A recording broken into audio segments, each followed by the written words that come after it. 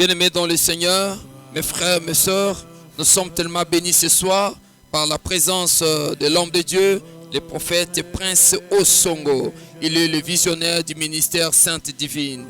Dieu a voulu qu'il soit parmi nous dans ce 22 jours. Aujourd'hui, il est une grande bénédiction pour nous ce soir. Est-ce que sous nos acclamations, nous pouvons recevoir l'homme de Dieu?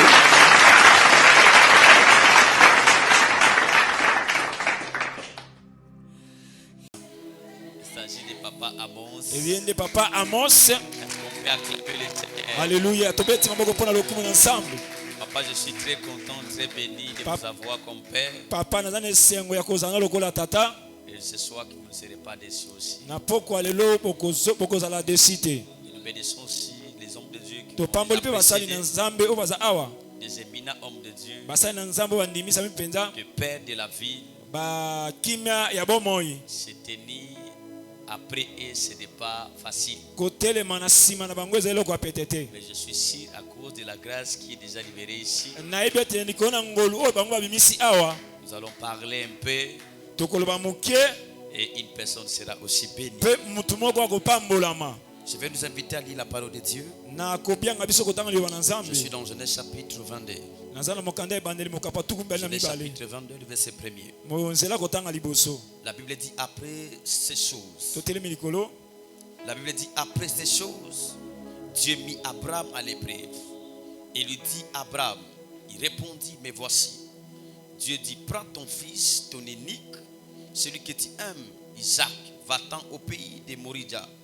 Et là, offre-les en holocauste sur l'île des montagnes que je te dirai. Abraham se leva de bon matin et sella son âne et prit avec lui 2 serviteurs et son fils Isaac. Il fendit du bois pour l'holocauste et il partit pour aller au lieu que Dieu lui avait dit. Le 3e jour, Abraham leva les yeux et vit les lieux très loin, les lieux de loin.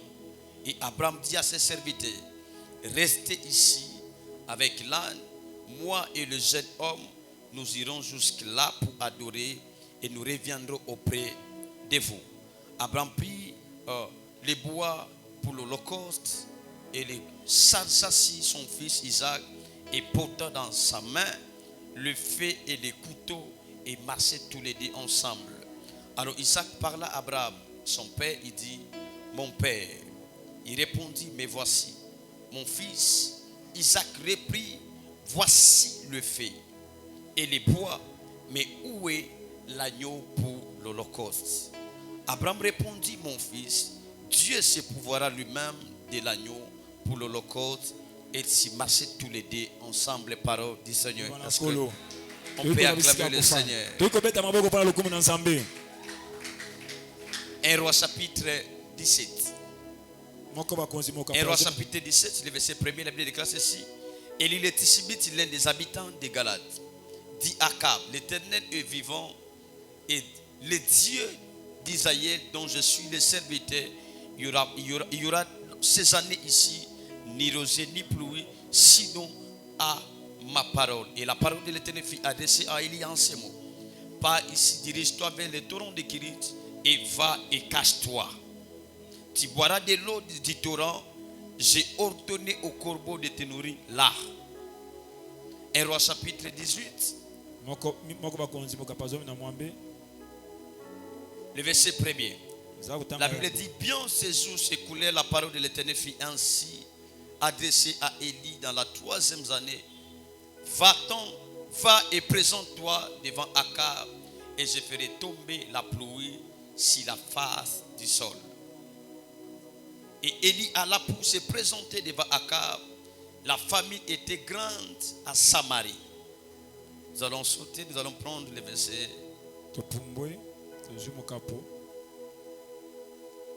Le verset 30, c'est le cas ceci.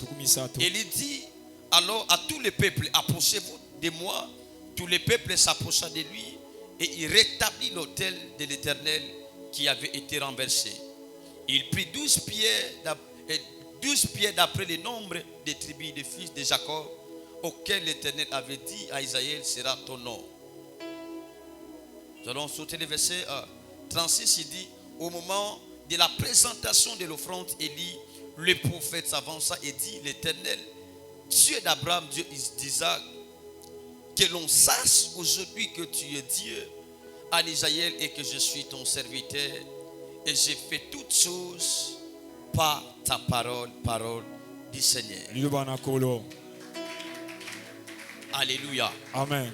Ici, je vais parler de quelque chose. Je vais parler sur notre thème de base qui est qu'on les sache que tu es Dieu. Lorsqu'on dit qu'on les sache que tu es Dieu, il y a le verbe savoir.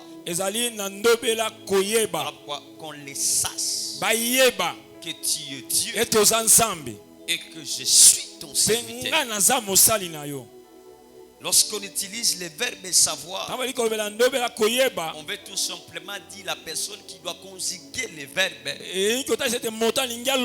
doit aussi posséder la possession de la conjugaison. C'est donc exemple comme Job. Job, après des moments de preuve, il dit, je sais que mon rédacteur est vivant. Il s'élèvera même le dernier. Ça dit celui qui sait, il possède la chose. Celui qui sait, il contrôle même la situation. Alléluia. Amen. Peu importe les vents, peu importe la tempête, mais quand tu sais que tu as une personne qui sait déjà, il maîtrise le ton et l'orgueil des circonstances. Alléluia. Amen. Voilà pourquoi Élie a dit qu'on les sache que tu es Dieu. Il a fait une très bonne prière. Une bonne prière, l'homme n'est pas présenté. Mais une bonne prière, c'est Dieu qui est présenté. Après, maintenant, c'est l'homme. Il dit qu'on les sache que tu es Dieu et que moi, je suis ton serviteur. Je dois être à la première position et l'homme doit être à la deuxième position. Alléluia. Amen. Maintenant, ici dans 1 Roi chapitre 17, Dieu commence à préparer cet homme qu'on appelle Élie. Élie le Tishbite. La Bible ne parle pas de la généalogie précise d'Élie. On sait tout simplement que Élie le Tishbite est des habitants de Galate. Il est né à Yemukolo, à Salipemamaki Mukolo. Alléluia. On ne parle pas de sa généalogie vraiment. Maintenant, Élie va provoquer la guerre entre Akab. Lui-même, il fait une déclaration. Il dit, sinon à ma parole. Il n'a pas dit ainsi dit l'Éternel. Sinon à ma parole. Ces années ici, il n'y aura pas la pluie. Lorsqu'il arrête la pluie, la famille devait entrer. La sécheresse devait entrer parce qu'il y avait l'absence de la pluie. Maintenant, quand il provoque la guerre, Dieu maintenant dit à Élie, va vers ce taureau de Kirit. Dirige-toi vers cela. Va et casse-toi. Dis à ton voisin, il n'y a pas qu'on les sache. Au préalable, tu n'as pas été préparé. Alléluia. Amen. Tout le monde qui doit se présenter avec qu'on les sache que tu es Dieu doit apprendre au préalablement d'être déjà préparé. Voilà pourquoi on utilise le verbe casser. Casser, c'est quelque chose qu'on ne peut pas voir. C'est quelque chose qui est cassé. Pour découvrir ça, il faut un prix à payer. Alléluia. Amen. Il dit Élie va. Parce que Akab est en train de te chercher. Je ne pas la précision, mais va et cache-toi. Je sais que là, dans le cache-toi, peut se présenter comme dans le désert. Dans le désert, il n'y a pas de l'eau. Dans le désert, il n'y a pas des activités. Dans le désert, il n'y a pas à manger l'X. Dans le désert, il n'y a que Dieu. J'aimerais dire à quelqu'un ceci. Être dans les déserts, ce n'est pas ta volonté. Mais mourir dans les déserts, ça peut être ta volonté. C'est Amen Élie dans le cache-toi. Parce qu'il voulait préparer Élie. J'aimerais dire à quelqu'un, sans la loi de la préparation, il sera réparé en public. Alléluia. Quelqu'un n'a pas compris ça. Sans la loi de la préparation, une personne sera réparée en public.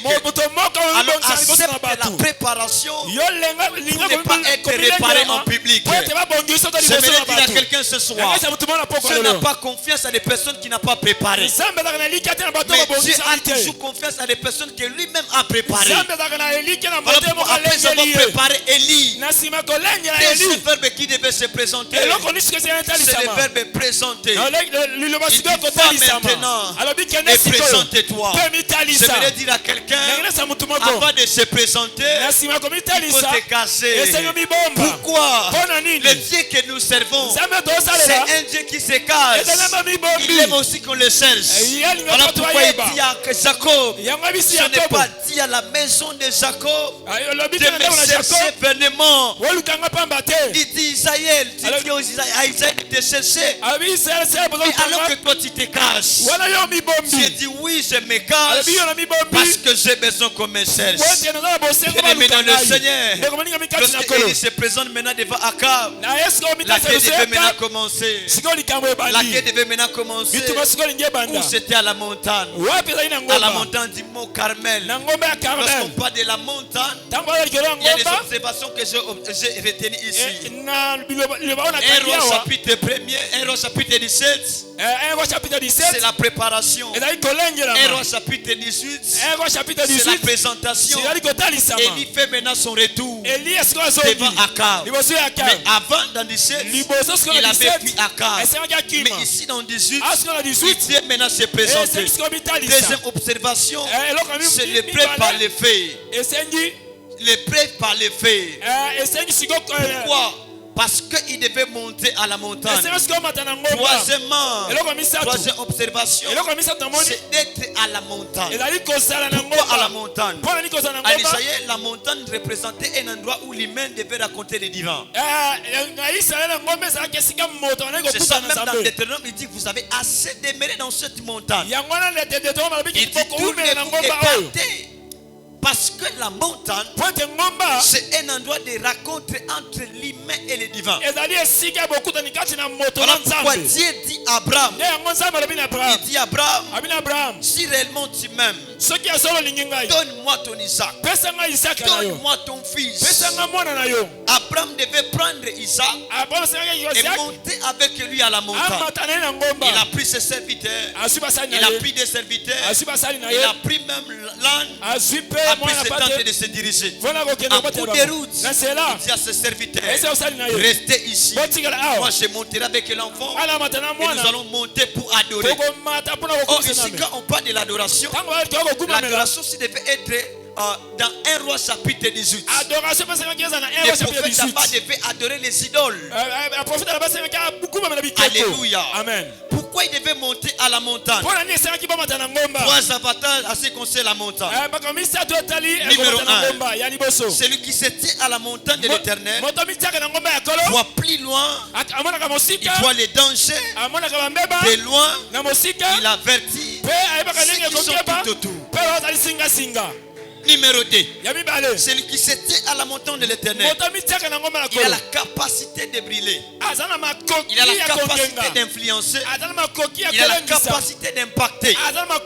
Voilà pourquoi la Bible parle dans Exode chapitre 34. La Bible parle de Moïse.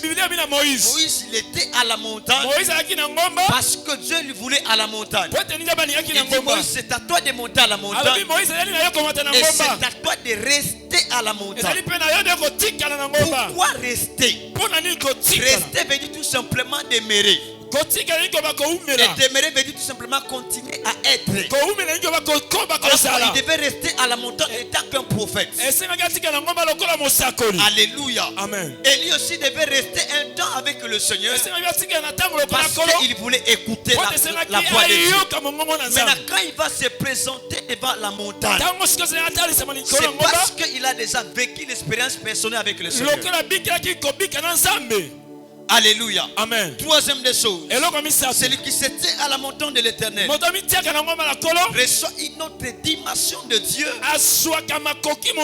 Il peut donner le nom à sa citation. Abraham, après avoir donné Isaac, lui-même il donne le nom. Il dit cet endroit s'appellera Chauve-Jireh. Il veut dire tout simplement Dieu a donné la provision. Il m'avait promis, il va pouvoir. Il a donné la provision. J'aimerais dire à quelqu'un ce soir, quand ce membre venait, tu ne manqueras pas la provision. Tu ne manqueras pas le succès. Tu ne manqueras pas l'onction. Parce que c'est un rendez-vous. Le ciel est sur la terre. Alléluia. Amen. Alléluia. Amen. Pourquoi à la montagne? Parce qu'à la montagne, il y a plus qu'un bélier à Golgotha.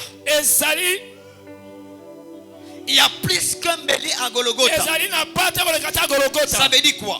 Si Morija, Isaac a été remplacé par un bélier, à Golgotha, Jésus a été remplacé. Jésus a accepté d'être remplacé une fois pour tous. Aïe, aïe, aïe, aïe, aïe, aïe. Voilà pourquoi quand Abraham monte à la montagne comme ça, les fils lui posent la question. Papa, je vois les fées, je vois les bois. Où est l'agneau? Abraham a manqué la réponse. Vous savez pourquoi? Parce que ce n'était pas à la place d'Abraham de représenter l'agneau. Parce que l'agneau était déjà représenté chez Jean-Baptiste. Jean-Baptiste, quand il voit comme ça, il dit voici l'agneau. Oh là là là là. Voici l'agneau qui vient ôter les péchés. J'aimerais dire à quelqu'un, lorsque l'agneau du monde se présente, il ne remplace pas, mais il vient pour ôter. Je suis en train de déclarer sur la vie de quelqu'un que Dieu ôte la maladie là qui te dérange. À la montagne de l'Éternel, Élie se présente. Pourquoi? Il devait rebâtir l'autel. On ne construit pas l'autel sans renverser l'autel. Parce que l'autel, c'est un endroit de contact entre le spirituel et le physique.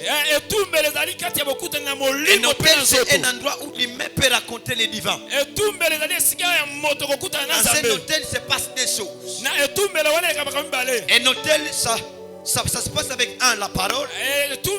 Deuxièmement, avec les sacrifices. Élie se présente maintenant à la montagne. Le prophète de Baal, ils ont bâti un hôtel. Maintenant, pour mieux renverser l'hôtel, il devait d'abord les laisser. Tu n'as pas invoqué Nzamnaye.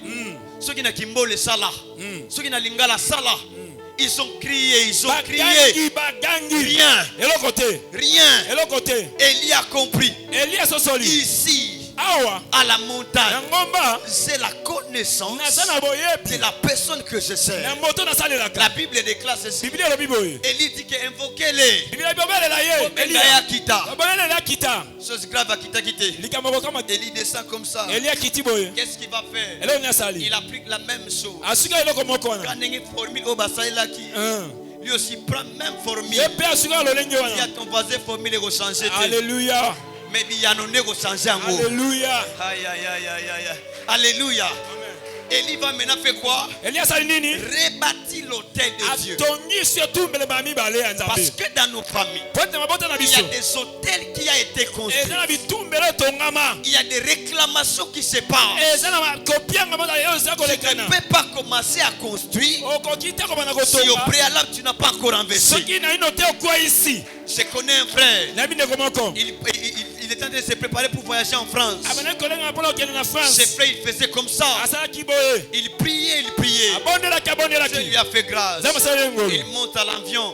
Après quand il arrive, il sent comme si quelqu'un te zokangé ma case. Alongola te pembeni. Il se repose un peu. Alors qu'il est en train de se reposer, Saucir et Limoué n'a qu'à vol. Le frère a commencé à chercher. Jusqu'à ce qu'il ait commis un repos. Maintenant il pose la question aux hôtesses. Il a cessé rien, il a cessé rien. Après même le son de l'immigration. Quand même nous sommes dans un pays développé. Ce n'est pas passé ici. Les frères devaient faire quoi? Retourner encore. Cesser les saucisses. Rien. Il rentre encore. Le son de l'immigration lui dit ici tu ne peux pas passer. Il rentre encore. Il rentre et ne trouve pas. Le son de l'immigration dit ceci. De le vol. Zonga na Congo. Et le frère est rentré au Congo. Quand il arrive seulement en dire comme ça, directement sa tante l'appelle. Il est où? Il dit je suis à l'aéroport. Viens vite à la maison, je t'attends. Après le frère Akenoki est pas tante. Arrivé comme ça, sa tante commence à lui dire donc on t'a dit que c'est nous ici on voyage. On ne voyage pas. Après directement il commence à crier. Comment tu as su ça? Parce que je t'avais vu. Je t'ai préparé pour voyager. Alors qu'on a fait des efforts et faire retourner encore. Les hôtels peuvent parler. Les hôtels ont la capacité de parler. Pendant qu'il est en train de parler avec le frère, il dit au frère qu'il est dans la cuisine. Le frère a pensé comme si il était l'os dans ma dèche. Koya na njungu boye sapatu ko elimwa kikuna yango nezotoka. Jésus. Pourquoi? Parce que tu ne peux pas rebâtir l'autel de Dieu si tu n'as pas encore renversé les autels de base. Les autels de base, ça peut être la maladie. Les autels de base, ça peut être la stérilité. Ça, c'est les autels que Dieu n'a pas placés. Mais c'est la sorcellerie de la famille qui ont placé ces choses. Je lève ma voix, je déclare au nom de Jésus. Si tu te retrouves dans ces choses, j'aimerais te présenter la croix. À la croix c'est un hôtel par l'excellence. La Bible déclare, Dieu dit à Moïse, vous placerez le sang sur les laitons.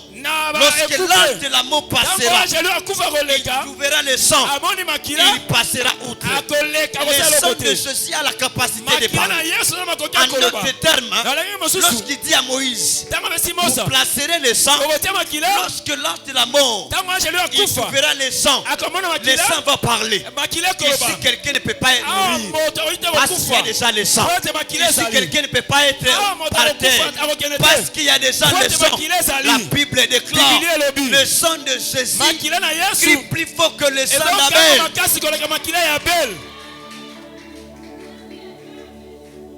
Alléluia. Amen. L'autel. Elia. Il a renversé. Après il rebâtit l'autel. Il y a ton voisin qui sont en train de rebâtir l'autel. Pourquoi? Parce qu'à la montagne, il y a ce qu'on appelle hôtel contre hôtel. Sacerdoce contre sacerdoce. J'aimerais signaler quelque chose. Ici, quand vous lisez la Bible, que Élie est en train de renverser les autels. Excusez-moi, mais je vais te dire une vérité. Ici, il prenait le pot d'un sacrificateur. Parce qu'il y a la différence entre prophète et sacrificateur. Un sacrificateur connaît les besoins du peuple. Il peut prendre l'offrande du peuple. Il présente ça à Dieu. Dieu a créé la prière. Exemple comme Zacharie. Il connaît les besoins. Il est assis avec le peuple. Il peut intercéder pour le peuple. Mais les prophètes, avant de connaître les besoins du peuple, il connaît d'abord les désirs de Dieu. Ça veut dire quoi? Un prophète, il prend ce qui est de Dieu, il ramène maintenant au peuple. Alors pourquoi c'est pourquoi un prophète descend à la montagne, il dit, ainsi parle l'Éternel. Ainsi parle l'Éternel. Et là où il y a ainsi parle l'Éternel, il y a ainsi fait l'Éternel. Alléluia. Amen. Pourquoi? La première des choses, l'une des choses qui a permis à Élie de dire qu'on le sache que tu es Dieu. Numéro 1, c'était la connaissance de Dieu. Élie connaissait Dieu. Pose d'abord la question à ton voisin. Est-ce que tu connais encore Dieu? La connaissance de Dieu. Pourquoi la connaissance de Dieu? La connaissance de Dieu cache trois vérités. Numéro 1, la connaissance de Dieu signifie ce qu'il est. La connaissance de Dieu signifie ce qu'il veut. La connaissance de Dieu signifie ce dont il est capable. La Bible déclare dans Osée chapitre 4, verset 6, la Bible déclare, il dit, mon peuple est détruit. Non pas parce que tu n'as pas une vie de prière, non pas parce que tu n'as plus l'argent, mais mon peuple est détruit faute de la connaissance. La connaissance. La Bible dit dans Malachie chapitre 2, le verset 7, la Bible dit le lèvre d'un sacrificateur doit garder la science. Quand on parle de la science, pas de la connaissance. Car ton voisin aime la connaissance. Aime la connaissance.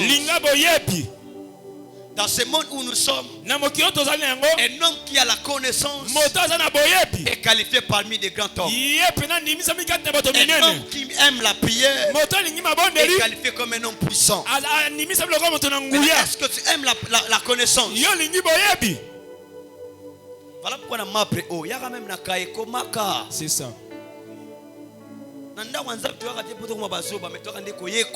Yes. Alléluia. Amen. Et ça va changer. Changer. La connaissance de Dieu. La deuxième des choses. La deuxième des choses, Élie avait une relation avec le Seigneur. Il avait une intimité avec le Seigneur.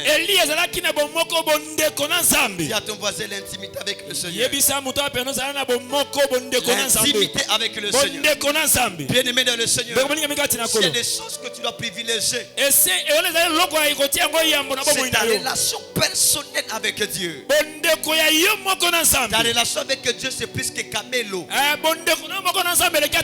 relation avec Dieu, c'est plus que l'argent. Ta relation avec Dieu, c'est plus que même ta relation amoureuse. Vous allez me pardonner, mais je vais dire la vérité. La relation avec Dieu peut te donner des visas. La relation avec le Seigneur peut te faire marcher dans le monde entier. Est-ce que tu as encore une relation avec le Seigneur? Est-ce que tu as une intimité avec le Seigneur? Tu ne peux pas apparaître là où il y a Akab, il y a Jézabel, il y a Abdias. Si tu n'as pas une intimité personnelle avec Dieu. Alléluia. Bien-aimé dans le Seigneur, ton niveau d'intimité détermine ce que Dieu fera avec toi. Alléluia. Alléluia. Amen. Ton niveau d'intimité détermine même ta grandeur. Est-ce que tu es en intime avec le Seigneur? Est-ce que tu es encore intime de Dieu? Remarquez avec Élie. Élie était un intime de Dieu. Abraham, il était intime de Dieu. Voilà pourquoi Élie pouvait dire qu'on le sache que tu es Dieu et que je suis ton serviteur. Parce qu'il y avait une relation. Bien-aimé dans le Seigneur, tu peux tout perdre. Ne manque pas ta relation. Il ne faut pas perdre ta relation avec le Seigneur. Qu'est-ce qui empêche de rétablir ta relation avec Dieu? Est-ce que c'est l'argent? Est-ce que c'est la voiture? Est-ce que c'est des maisons? La Bible dit à quoi c'est des hommes de gagner tous les biens de ce monde et perdre les royaumes de cieux. Alléluia. Amen. En parlant de l'intimité avec le Seigneur, trois choses nous remarquons dans l'intimité. nous remarquons à l'intérieur avec Dieu. Numéro 1, c'est l'amour. L'amour. Dis à ton voisin l'amour. La Bible dit dans Apocalypse chapitre 2 verset 4. La Bible dit c'est que j'ai contre toi. C'est parce que tu as abandonné ton premier amour. Bien-aimé dans le Seigneur, beaucoup de personnes ont perdu la relation avec le Seigneur à cause de l'argent, à cause de l'amour des téléphones, à cause de iPhone 15. Tu as perdu la relation avec le Seigneur. Bien-aimé dans le Seigneur, qu'est-ce qui a brisé ta relation avec le Seigneur? Est-ce que c'est les filles? Est-ce que c'est le mari d'autrui? Est-ce que c'est la femme d'autrui? La Bible dit c'est que c'est contre toi. C'est parce que tu as abandonné ton premier amour. L'église du Congo, ce genre de messages ne passent plus. Parce que quand on parle de la vérité, toute l'église calme. Pourquoi? Parce qu'il y a des choses qui ont brisé notre relation.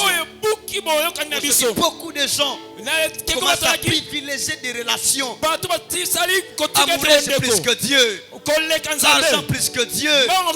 Ce n'est pas ça. La Bible déclare c'est que je contre toi. C'est parce que tu as abandonné ton premier amour.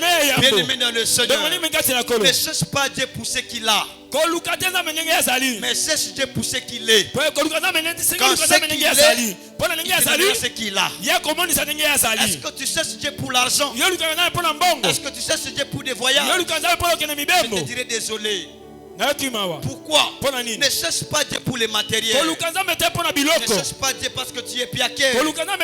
Mais cherche Dieu parce que tu l'aimes. La Bible dit tu aimeras l'Éternel, ton Dieu de tout ton cœur, de toute ton âme et de toute ta force. Les commandements que je te prescris aujourd'hui sera dans ton cœur. Ton cœur. Alléluia. Amen. Deuxième vérité. Deuxième vérité que nous remarquons dans l'intimité avec le Seigneur, c'est la confiance. La confiance avec le Seigneur.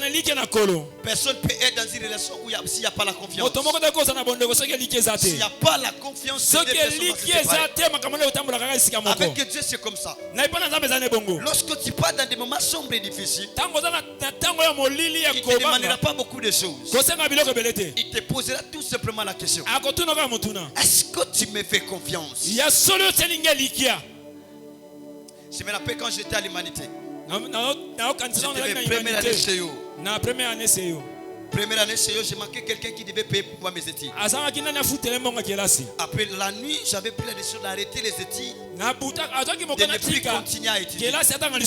Après, pourquoi? Parce que les gens disaient que non, tu continuer dans la classe. Je reçois un songe, le Seigneur me dit: les matins va à l'école. Les matins je pars à l'école avec l'ainsi dit l'Éternel. Mon message. Alléluia. La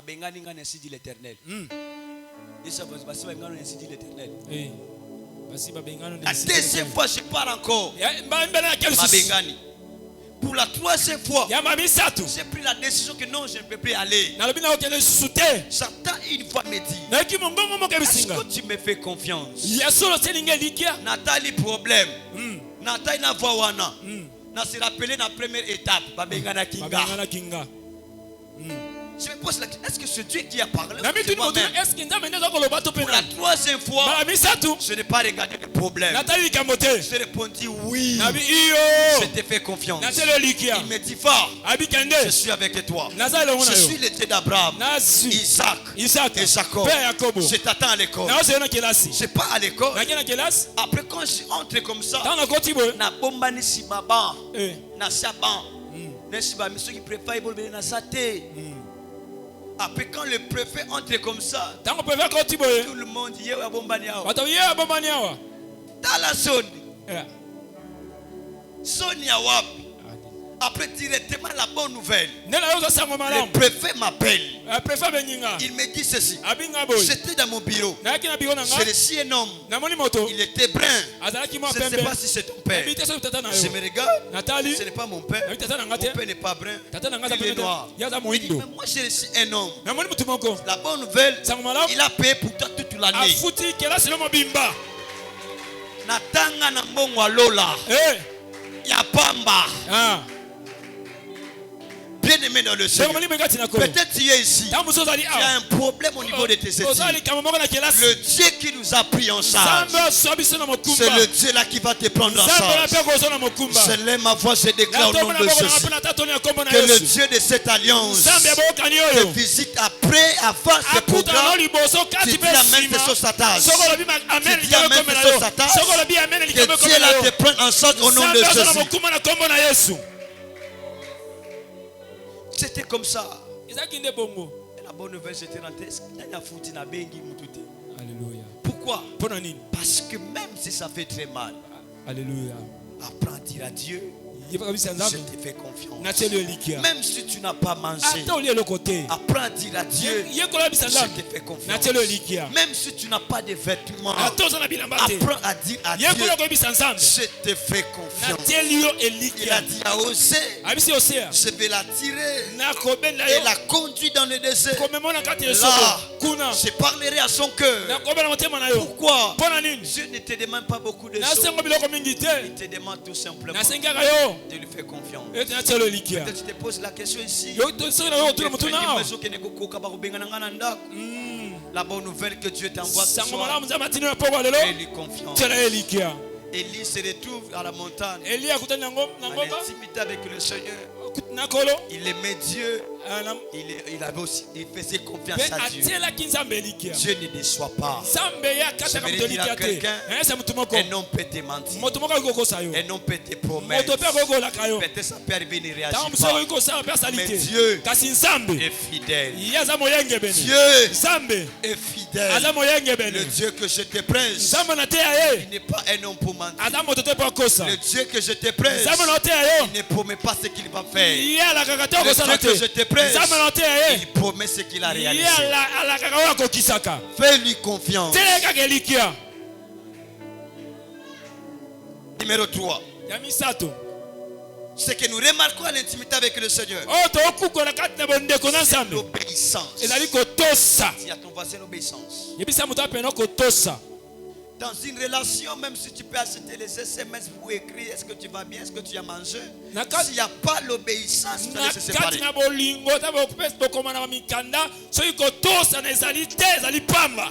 Bien aimé dans le Seigneur, l'un des déclassés de la bénédiction, c'est l'obéissance. Est-ce que tu obéis encore à la voix de Dieu? Je te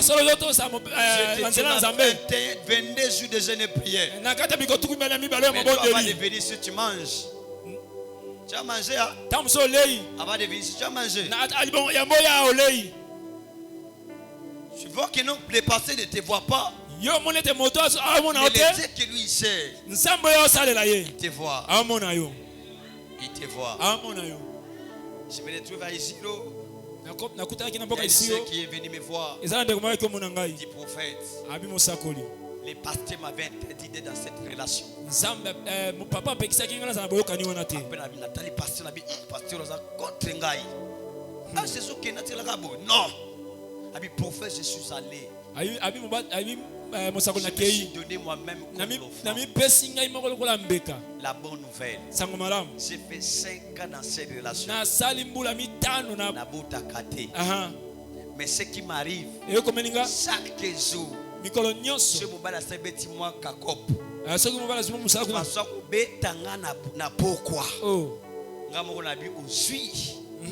Pourquoi? Parce que lui, il voulait tout simplement.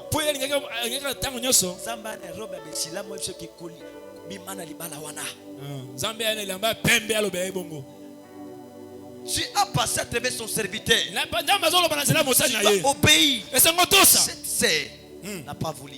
Elle souffre. Il dit prophète, qu'est-ce que je dois faire? Abisa kuna upeso.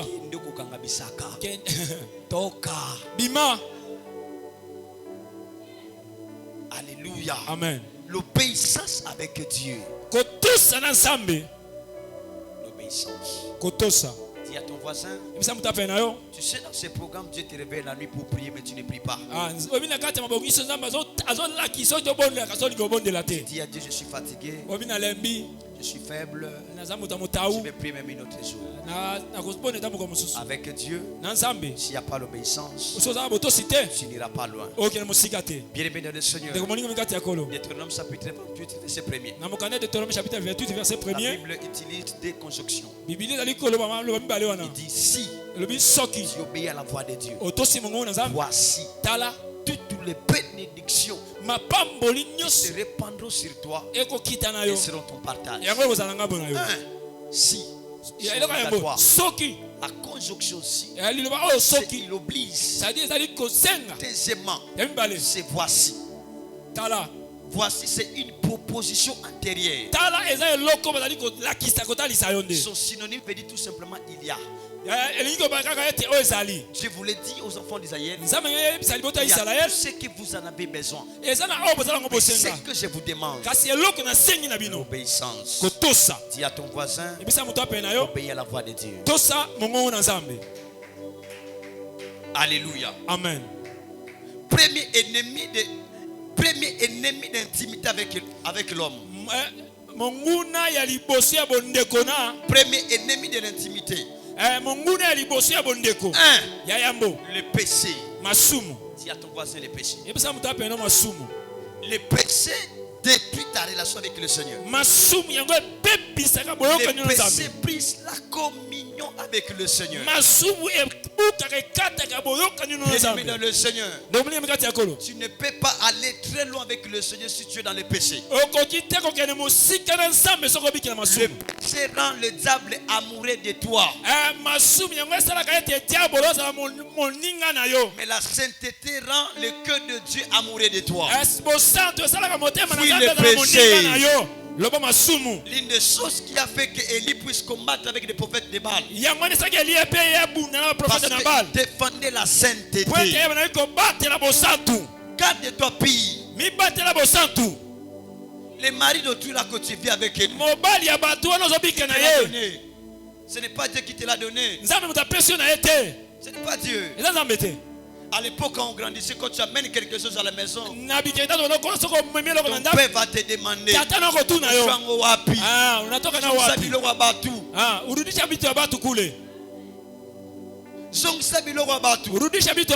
pourquoi? Parce que ce qui est baby va kufunda biso basenga. Kama ile kitu inaharibika wataenda tustaki kule. Acha bibi ya watu. Nani nisaidiaka? Haiko Mungu wako. Mtu mmoja anasema apite, basi mimi napita, mimi naacha. Des vérités. Seul ami balé. Brise ta relation avec le Seigneur. C'est ton téléphone. Ezali allo na yo. Ton téléphone. Allo na yo. Si à ton voisin ton téléphone. Yebisa muto ape na yo allo. Tu fais 10 heures du temps sur TikTok. Oh ça la sa zomi na TikTok. 5 heures du temps sur TikTok. Sa mitano na TikTok. Oh la sala TikTok asa millionnaire. Yo skona balia famille tiskoza ta millionnaire ti. Olexaka tan wana. Yes. Olukaka nini. Nini. Le téléphone est l'ennemi de la personne de Dieu. Allo yango zali monguna ya bondeko na nzambe.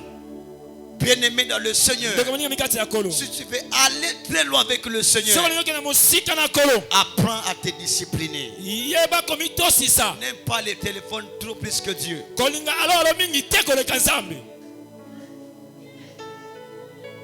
Les téléphones. Allo.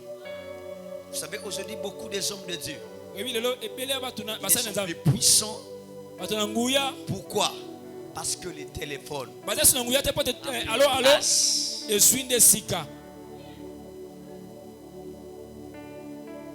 Alléluia. Amen. Des choses pour développer ta relation avec le Seigneur. La première des choses, la prière. Dis à ton voisin la prière.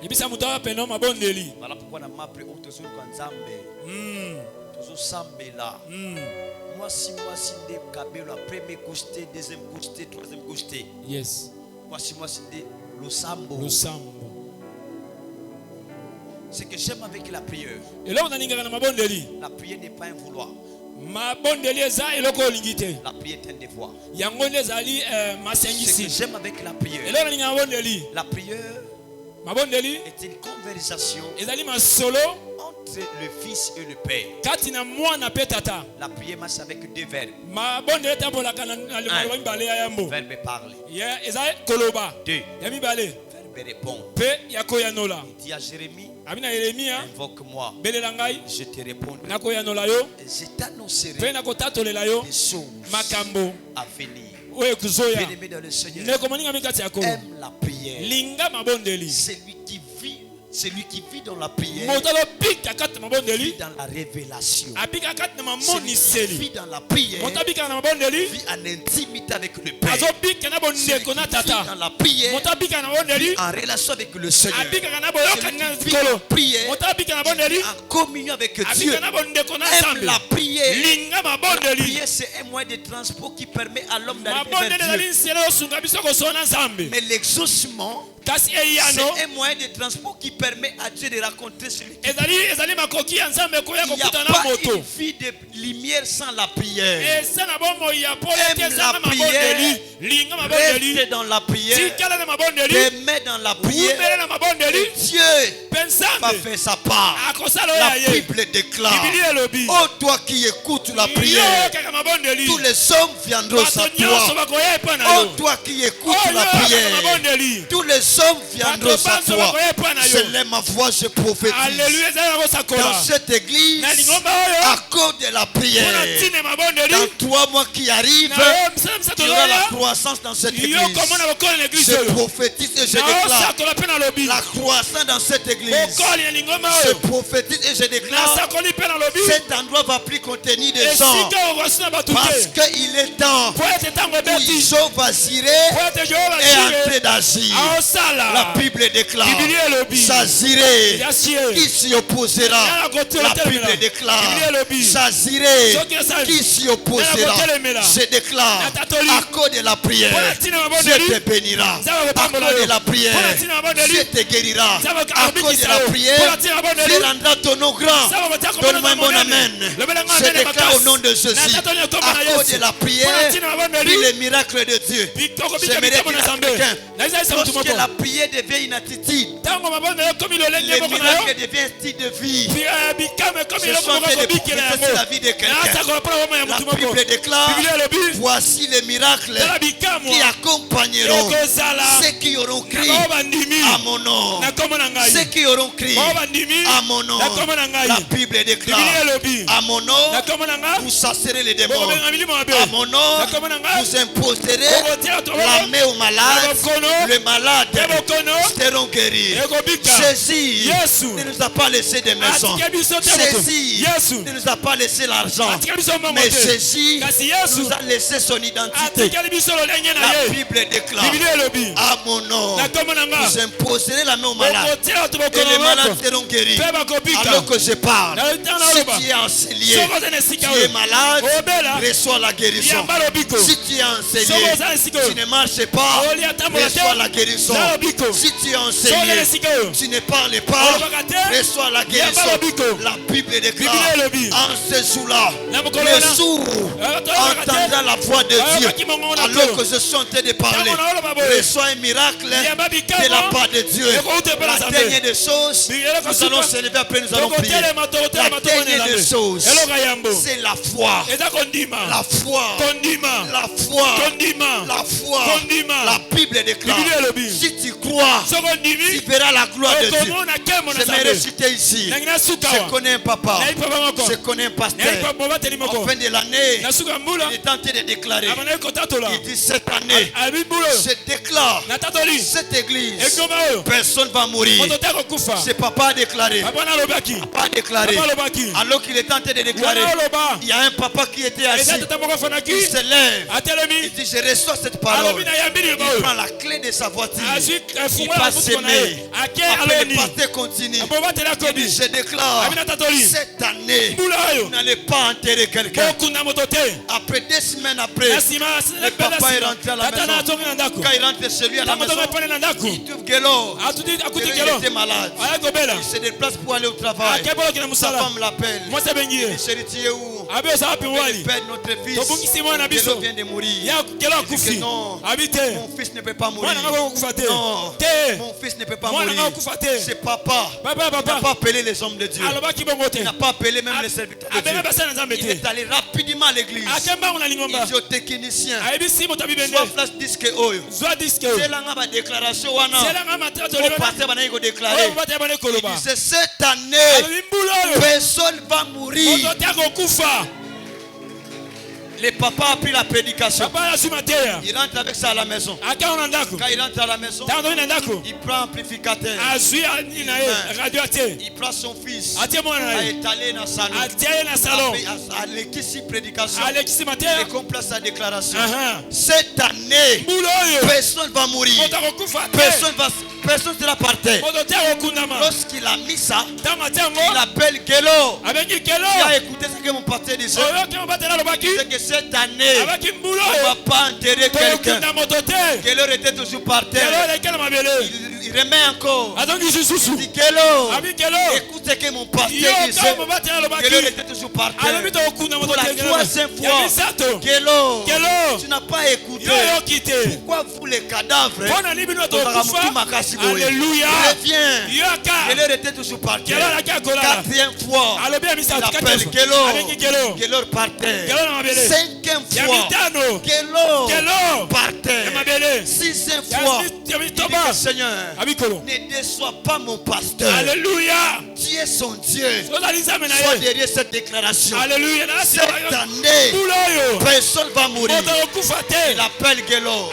Pour la 6e fois, Gelo par terre. Pour la 7e fois, Gelo va crier. Oui, papa, j'ai écouté. Alors que tu as écouté ce témoignage, tu vas battre tes mains. Tu vas prier le Seigneur.